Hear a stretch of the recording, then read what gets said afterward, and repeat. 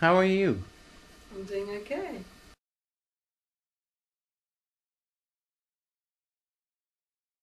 How is the weather today?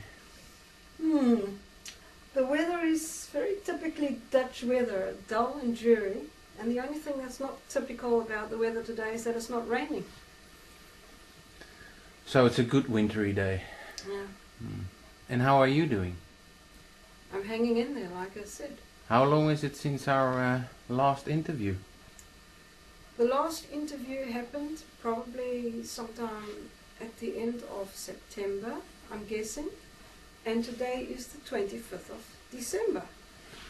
And That's how? 3 months. 3 months already. Yeah. And what happened in between? Or what happened after that day we saw you in the hospital? Okay, I got my test results about a week later, and the doctors decided that it was suitable for me to go do a hormone treatment. I have to take a tablet every day for the rest of my life, and once every 4 weeks a hormone injection. At this stage I get the impression that the treatment is not working, and so it remains to be seen if that is the case, then what will happen. If the doctor were to offer me chemotherapy instead, then I personally will refuse that, because I don't think I would survive that, and I'm not happy at the thought of putting highly toxic things into my body. Now, last time when we spoke, you were quite positive about God in this whole matter. Yeah. How are your views on that now? I am walking this out with God, and I'm still just as positive as I was. In fact, the word positive maybe is not even the best word. I like to think, well, God is taking me on a journey where He is strengthening my faith. And if you're a believer, a disciple in Yeshua, then God is going to take you on that journey where He's going to bring trials and tribulations in your life. And these are going to be things that are going to be very heavy, but God has a good purpose in it. And that is to mold you into the image of Yeshua, and to strengthen your faith, and to bring you close to Him. And through that you will be blessed. And actually that's very scriptural, because even if you look at the Old Testament saints, for instance, take a look in the life of Job. God was proud of Job. So He said to Satan, "Have you seen my servant Job?" He wanted to try him because he was proud of him. He knew that Job could pass the test. And Job himself said, "When God has tested me, I shall come forth as gold." Now you can look at the life of Jacob. Or let's start off with the life of Joseph. Joseph went through hell in his life. He was kidnapped by his brothers, sold as a slave to Egypt. He had no opportunity to say goodbye to his family. He was just whipped out of it all and found himself in a strange land with a strange language, a strange culture. He had no opportunity to say goodbye to his father, no opportunity for emails, no opportunity to write a letter or to make a phone call. He was just whipped away from it all into this strange land. And you can imagine how devastating that must have been. Not only that, but then later on he was accused of wrongdoing, accused of rape, and he ended up in prison.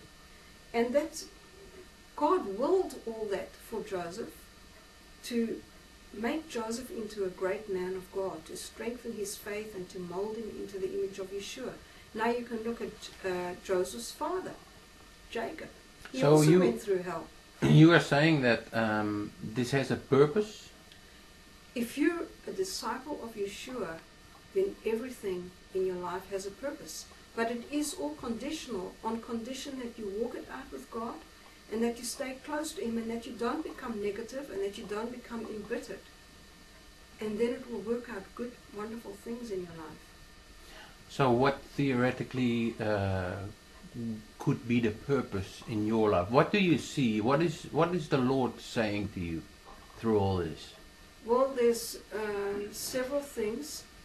One of the things is that I have a weakness in my diet, in my eating habits, in that I have had an addiction to food, and God wants to raise us up to be overcomers, and God wants me to overcome that.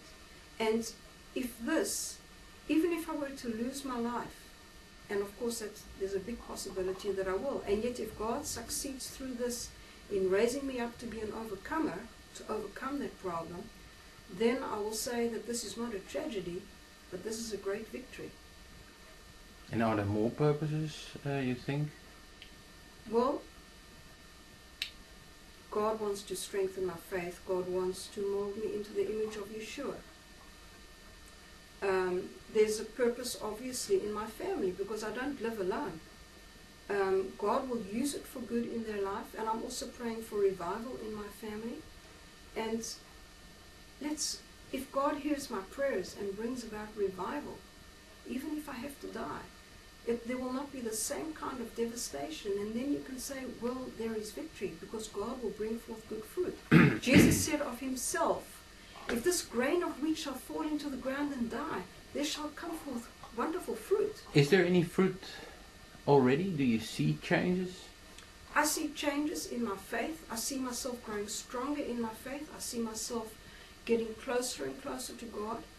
I see that God is training me to gradually let go of food, because having cancer in my bones, I can tell you I feel pain. And if I eat the wrong thing, I have pain. And pain is the most wonderful teacher. In the book of Hebrews, we can read in chapter 12 from verse 6 that God disciplines his children. Some people think God is too loving to discipline, but I can tell you from my own experience and also from the book of Hebrews that God does discipline his children.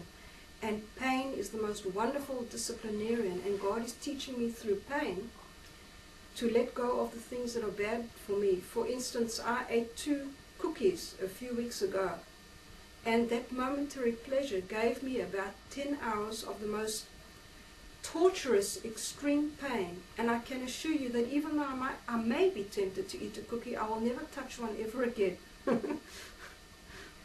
And the fruits in your family, is there anything to be seen throughout? I think it's such a gradual process. God answers prayer. Sometimes God answers dramatically and suddenly, and sometimes God answers very gradually, and I believe that the fruits are in process. There's nothing yet clearly to be seen, but I think a work is beginning. God does hear my prayers. Well, that's wonderful. And how are you doing overall?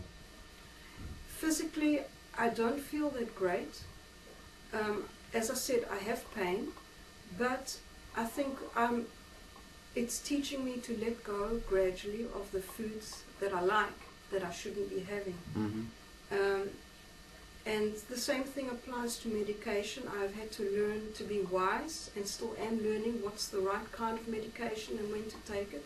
And spiritually, it's working good things in my life. Would you think that there is a connection between the giving up of food and the spiritual counterpart of that? I mean, we do feed on things spiritually. Do you see a connection there? Absolutely. Because food is something very spiritual. I've said it before, that Adam and Eve fell because of food. Also Esau did not do well because of food. He gave up his birthright, and yet there was Daniel who was successful in God's eyes and had God's highest approval because he abstained from certain foods. And the same with Jesus. He refused to turn stones into bread. And food is a very spiritual thing in this day and age that we live in. There is junk food and processed food in all of the supermarkets. And I think God wants his people to live on a pure diet that will give them good health and not will bring down their health. And a lot of the foods today we may not be aware of, but actually they are poisoning us. Right, so actually one of the main things that you're learning now is that actually very down to earth, the thing that we do daily is actually very important, and we have to really take note of that. I think it's very spiritual and it's very important, and I think it's not spoken about enough. It seems to be a subject that most people are just blind to. All right. Thank you, Miriam.